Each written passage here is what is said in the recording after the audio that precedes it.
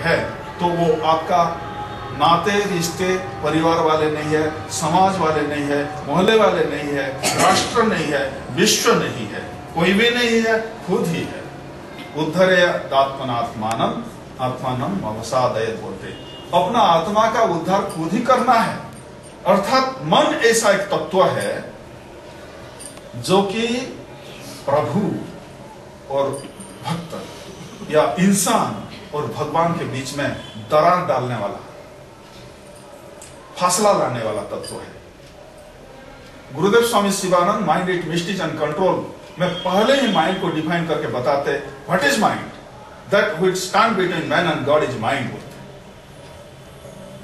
मानव इंसान और भगवान के बीच में जो खड़ा हो जाता दीवार जैसा, वो ही मन तत्व है। मन को गिरा देंगे, इंसान और भगवान आमने सामने हो जाएंगे। तो फासला कैसा कमाएं?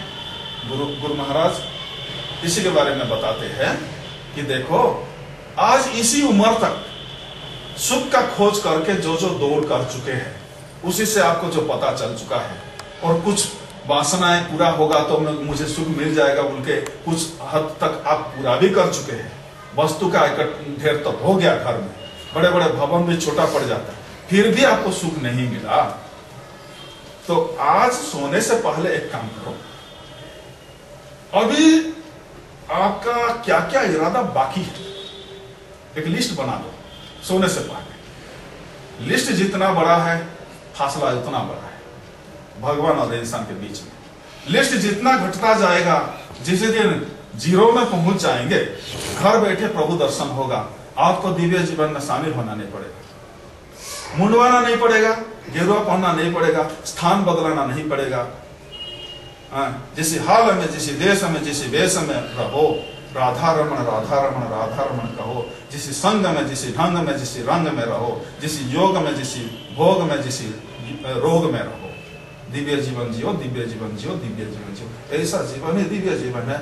आपको कोई रोग बाधा नहीं बनेगा, कोई योग बाधा नहीं बनेगा, कोई भोग बाधा नहीं बनेगा, कोई पोशाक, कोई रंग बाधा नहीं बनेगा, कोई संग नहीं बाधा बनेगा, कोई ढंग बाधा नहीं बनेगा, कोई हाल, कोई देश, कोई नाम, कुछ भी बाधा आपके लिए नहीं है।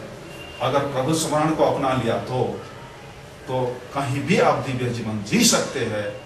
और ये अपना इरादा को घटाते चलो। जिस दिन निर्वासना हो जाएंगे, वासना शून्य, कामना रहित की स्थिति आ जाएगा, प्रभु दर्शन जहां बैठे हैं वहां ही मिल जाए। एक तो कीप ए थिन डिस्टेंस, ये है सूत्र। दूसरा बोलते हैं कि virgin time for God. Virgin time क्या है?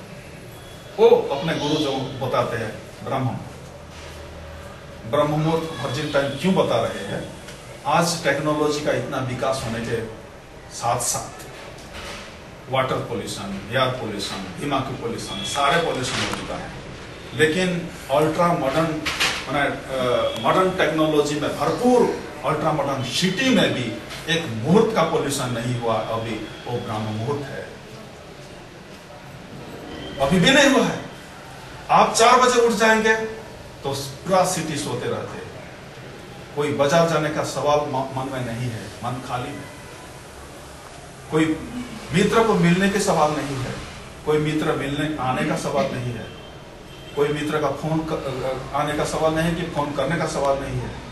कोई प्रोग्राम प्लान मन में नहीं होता, खाली रहता। वो ही वर्जिन टाइम है, वो ही वर्जिन टाइम है।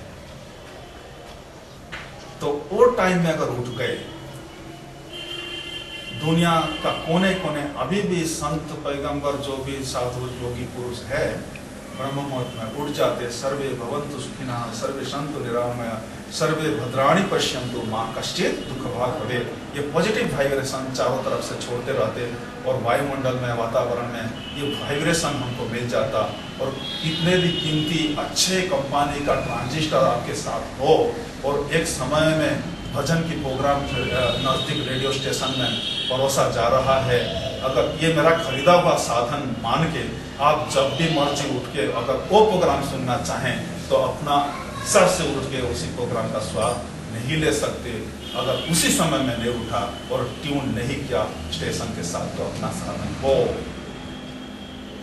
तो हम लोग सब तो सुख चाहते हैं, लेकिन सुख के सूत्र जो हमको ऋषियों ने, संतों ने, शास्त्रों से हमको मिला है, उस सूत्र को अगर हम आत्मसात करने के लिए हम तैयार नहीं रहा, लाख कोशिश करें, दिन की बाकी समय में ऐसा समय नहीं मिलता।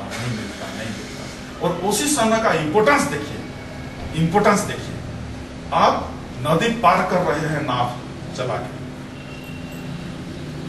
चला के, सामने से तेजी हवा चल रहा है, पसीना बहाना पड़ेगा, श्रम करना पड़ेगा, फिर आगे बढ़ना होता। लेकिन पीछे से अगर हवा का सहारा मिल गया तो आपका स्पीड दोगुना बढ़ जाएगा और जल्दी किनारे लग जाएंगे। वो ब्रह्म मुहूर्त ऐसा है, चारों तरफ से संत, पैगंबर, योगी पुरुष जितने हैं उसी टाइम आपको सहारा देंगे और खुद भी आगे जाने के लिए आप कदम उठाएंगे, तो सबका सहारा एक साथ आपके साथ देगा तो स्पीडी प्रोग्रेस होगा। और दिन का किसी भी मुहूर्त में आप 11 माला जप करो घंटों भर बैठ के, लेकिन वो ब्राह्मण मुहूर्त में उठ के एक माला भी जप करेंगे जो गुणात्मक रूप लेगा, जो स्वाद आपको मिलेगा, जीवन में स्वाद आएगा। कम समय आप भगवान के लिए दिया, लेकिन जो स्वाद में आप भर जाएंगे वो बाकी समय नहीं मिलेगा। इसलिए ब्रह्म मुहूर्त अभी तक भी इम्पोल्यूटेड है, तो उसी का लाभ लेना है। So called wise people, so called माने एजुकेटेड पीपल के लिए आजकल तर्क लगाते कि स्वामी जी ये आउटडेटेड बात आप कर रहे हैं। जब स्वामी शिवानंद जी आए थे उसी टाइम हमारे समाज की जो व्यवस्था थी अभी नहीं रहा। टेक्नोलॉजी का इतना विकास हो चुका है कि अभी हमको बहुत भौतिक सुख तो मिल गया, लेकिन मानसिक तनाव बहुत बढ़ गया है। मोटर ऑर्गन्स जो काम हम लेते थे वो नहीं के बराबर हो गया, लेकिन दिमागी लोड दिन प्रतिदिन बढ़ता जा रहा है। छोटे छोटे बच्चों जो सरलता, जो सादगी स्वभाव के कारण उनके चेहरे में प्रभु का दर्शन मिलता था, वो बच्चे स्कूल गोइंग बच्चे में भी तनाव ही देखने मिलता। आजकल साइंस टेक्नोलॉजी का विकास से यही हो रहा है।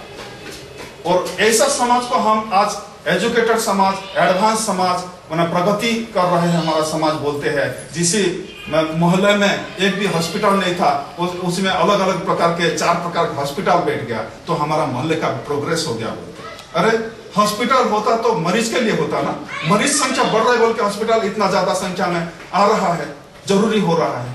अगर मरीज नहीं होते तो हॉस्पिटल का क्या जरूरी है। अपने मोहल्ले में अगर पुलिस फांडी बैठ गया तो हमारा मोहल्ले का प्रोग्रेस हो गया, हम मानते। पुलिस किस लिए जरूरी है? क्रिमिनल्स बढ़ रहे हैं, चोरी डकैती बढ़ रहे हैं, दंगा हंगा बढ़ रहा है, इसलिए पुलिस स्टेशन का जरूरी हो गया। इसी को हम प्रोग्रेस मानते हैं। देखा हुआ बात देखो, हजारों भीड़ में कभी भी कोई पुलिस का लाठी चार्ज के लिए तैयार नहीं, कब कुछ होगा बोल के आध्यात्मिक सम्मेलन में अब देखा है। हजारों भीड़ के अंदर एक संत संदेश दे रहा है और निस्तब्धता के साथ सब लोग सुन रहे हैं। आध्यात्मिक शक्ति का क्या है यह हम देख के भी, प्रमाण मिलते हुए भी उसका स्वाद के लिए कदम नहीं उठा रहे हैं, तो हम क्या है? कब चलेंगे? विवेकानंद आए, चले गए। शंकराचार्य आए, चले गए। स्वामी चिदानंद जी जीवन भर के लिए अपना गुरु का वाणी सुना के थक गए, चले गए। और आज तक हम जगा नहीं। और हमारे ऊपर कोई भी दुख आता तो मेरे ऊपर गुरु कृपा नहीं है, मेरे ऊपर प्रभु कृपा नहीं है बोलते। प्रभु कृपा, ईश्वर कृपा, ऋषि कृपा, ये सब तो बराबर है। सिर्फ आत्म कृपा अपने हाथ। मास्टर की का 2 काम होता, ताला बंद करना और ताला खोलना। हम बंद करने की दिशा में हमेशा की को घुमा रहे हैं, खोलने की दिशा में घुमाना सीखा नहीं। कब खोलेंगे? तो मेरे दुख सुख के लिए कौन दायी है? मेरे समाज, मेरे राष्ट्र, मेरे मोहल्ले वाले, मेरे परिवार वाले, मेरे गुरु, मेरे भगवान, मेरे शास्त्र, क्या है? कौन है दायी? खुद ही रेस्पॉन्सिबल।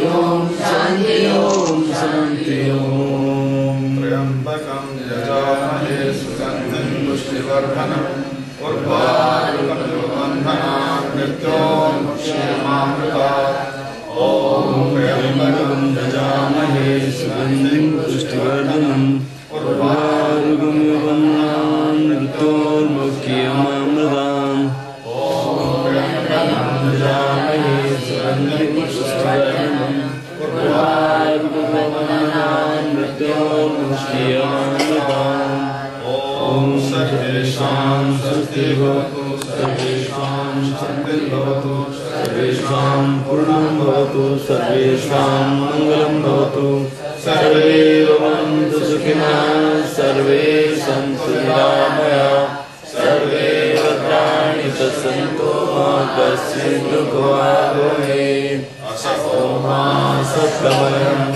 तमसो मा ज्योतिर्गमय मृत्युर्मा